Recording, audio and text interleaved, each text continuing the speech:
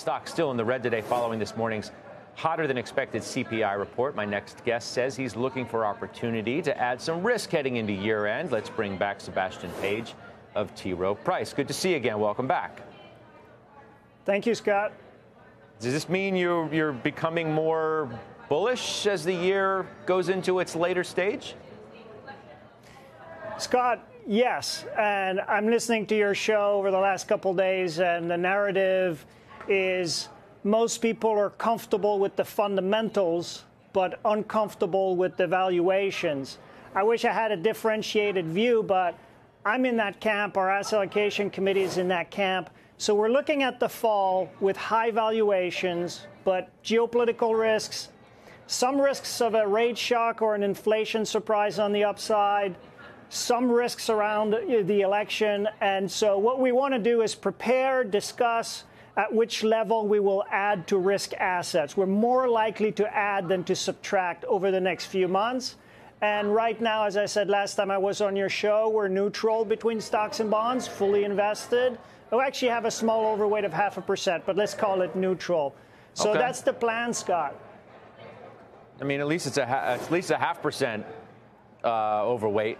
That's more than it was for the multitude of conversations we've had over the last 18 months, I think.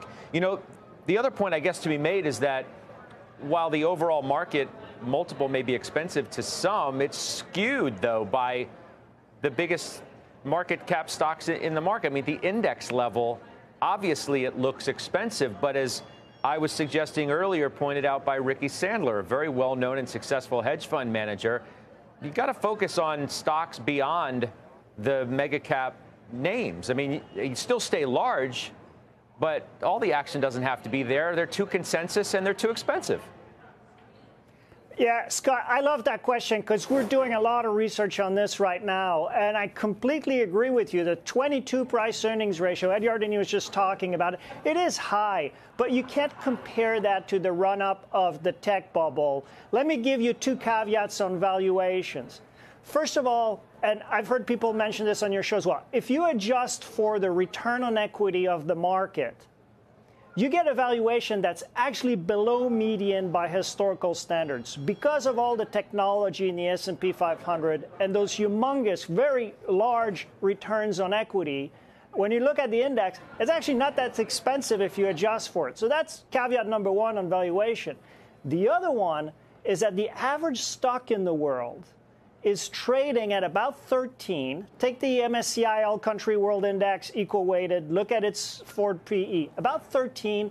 That's its long-term, like 30-year average. So the average stock in the world is valued on an sort of average relative to history. So we are positioned for a market broadening. We've talked about how we're long value. We're long international small cap. We're long emerging markets. So that's how we're playing this broadening into the fall. Yeah. Why are you long international small caps? I mean, I'm thinking if there are enough risks on people's minds here about the performance of small caps, where our economy is proving to be, I mean, the most resilient in the world, certainly among developed nations, why in the world would I want to take the risk of international small caps now? So we're neutral between small and large in the U.S., but we do have an overweight position in international small caps. Look, the macro story is not as good outside the U.S., but on a fundamental basis, if you compare return on equity for international small caps to U.S. small caps, they're actually twice as high in terms of their return on equity. So they've kind of been dragged down with the whole small cap asset class globally. But fundamentally, they're better positioned. So there's more quality in those companies outside the U.S. So to us, that's an opportunity to be contrarian, play the broadening. And remember, we're kind of in a global easing cycle. International markets are starting to perform better. So that's how we're playing it right now.